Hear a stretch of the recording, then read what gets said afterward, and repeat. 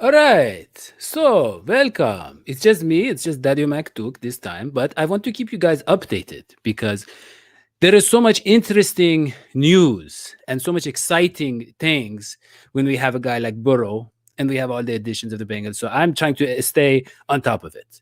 So, look, on Friday, the Bengals had a scrimmage. And we had a scary moment when Burrow was chased out of bounds and he crashed into a water station. Now, of course, he's fine.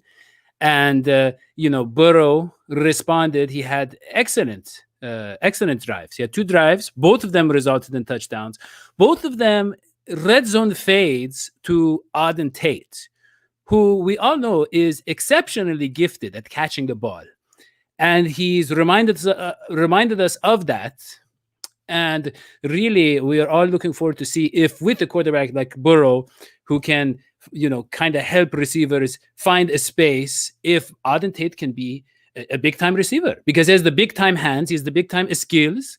He just doesn't have the separation that maybe some of the speedier guys do. But maybe a guy like Burrow can help him get there, and that would be very exciting. So Burrow had, I was listening to the podcast of Lapham and Dan Horde because we can't see the practices, but Lapham was saying that this guy does not look like a rookie. He's in command. He's threading the needle. And yeah, he missed some deeper throws. He was a little bit off and he did some risky things that will get the ball picked off in an NFL game, they said. But on the intermediate throws, he's been super crisp, super sharp. And it's what we expect, obviously. But the main thing is everybody keeps saying he does not look like a rookie. He does not look like a rookie. And when you think about the fact that they've just been thrown into the fire, that's a very encouraging sign for a guy like Burrow. Another very encouraging thing is that Drew Sample had a 42-yard catch and run from Burrow. And we're seeing his catching and running ability. We're seeing his receiving ability. And he has been a decent blocker as well. So maybe, a lot of people are down on him as a second rounder. But, maybe he gets into the mix as someone who is maybe our second most relied upon tight end. And eventually, who knows? He a lot of people are saying that he has some potential that we didn't see in college even, that we could still see from him. So, yeah. So, Burrow, some people are saying, he had such a great showing. Maybe our defense is struggling. Well, that changed on Sunday because the defense had the bounce back day.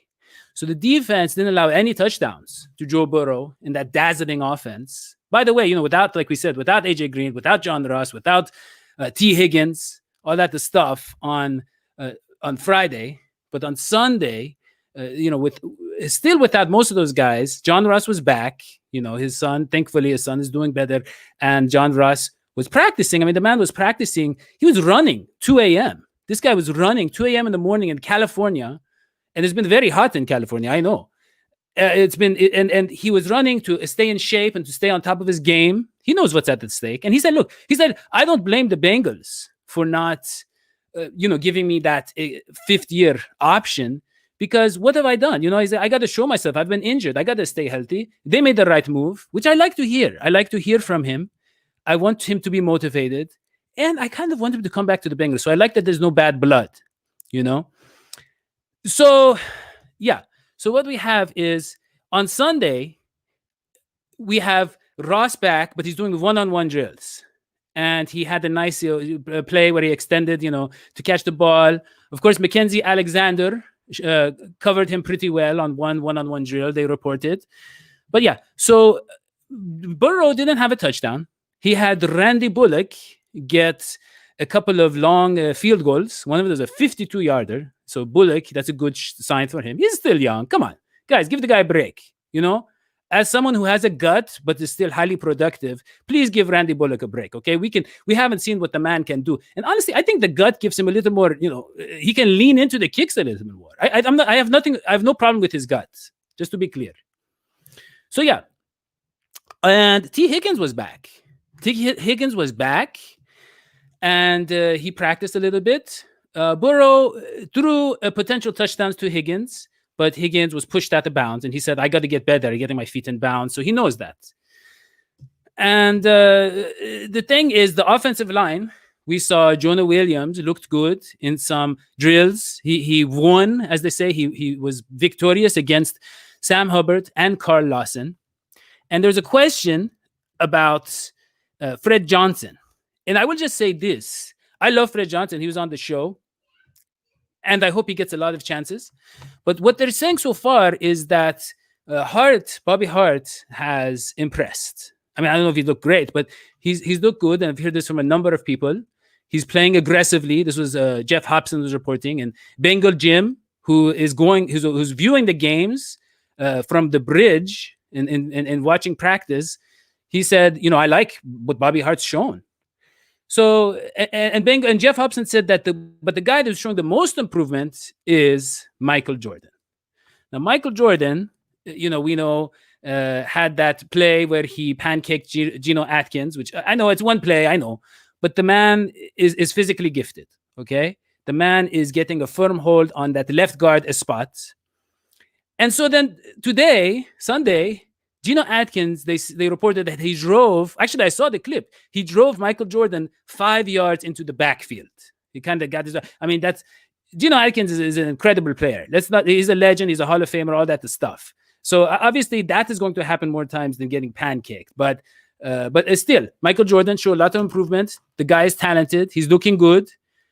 Jonah Williams, we said, looked good against Lawson. He looked good against Hubbard, but Dunlap, a potential Hall of Famer, he was giving Jonah Williams fits.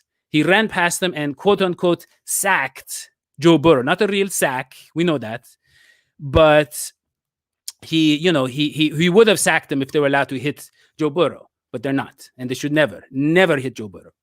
The water cooler was an exception. He got away with it. I heard he's been replaced. So look. He also, Dunlap, he stopped Mixon for a loss twice. And he tipped a pass of Joe Burrow that was intercepted. He's Dunlap. Let's be honest. He's Carlos Dunlap. He's a big fan of the show. He's supposed to be on the show. He's a very talented guy. He had arguably a career year last year on a very weak defense. So in short, Sunday, Burrow looked like a star. The defense looked not so good. Friday, Burrow was amazing. The defense was, not so good. And today, the defense responded, had some big plays. Maybe the veterans played a little bit more. I'm not sure on the numbers, but they had some big plays. They looked good. And Higgins is back. He's completely fine. We know that Green is fine. That hamstring is nothing. He's going to be back, but there's no reason to throw him out there. Ross is, of course, perfectly healthy. And now the COVID thing, he was tested 3 times before he's allowed to enter. Ross is perfectly fine. So everything looking good. Auden Tate is looking like a very reliable receiver, very reliable. Now, is he a game-breaking receiver? No, he's not that. But we have a few of those. Let's just be honest. And the offensive line, I'm sorry, I agree with my other co-hosts.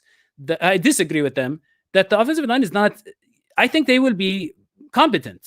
And I think Burrow can do a lot with a competent offensive line. So I'm actually not worried about the offensive line, to be honest with you. I like the fact that Williams looks like a solid guy, a left tackle that can hold up, And I like that Michael Jordan is getting a lot of praise. He's earning his spot. He's earned it. He's the starting left guard. That's amazing, in just 1 year. And then on the right side, Hart is showing improvement. The right guard, Xavier Su'a-Filo seems to be there. And Fred Johnson is a very talented guy. So we're going to see him swinging at tackle. And that is all I have for this. Dave Lennox has a question. He says, where else can we find this podcast? Good question, Dave. Very good question. So we were recently picked up by the Believe Podcast Network. And if you look, it's a very great channel. And we're very, very happy to be with them. They have a lot of former NFL players and us. So it's kind of crazy that they picked us up. And we're launching the podcast. The trailer is out. It's iTunes. It should be on iTunes very soon. And so if you just want to listen to us, you can go to, it's called Believe in the #1 Bengals podcast, and you can listen there. That will be up very, very soon. So look out for that on iTunes. And and you can please subscribe. Please subscribe. It's very important. We know how many people are watching. And please like, and please leave comments. It's a very exciting time, and I want to hear what you want us to talk about on the show. So we're going to get Hoji and John and all those guys back for more shows. So please leave comments and turn on your notifications so you know when we have a new show. That is all I have for this podcast, for this show. I will see you next time. So long, Esfiti. Bye.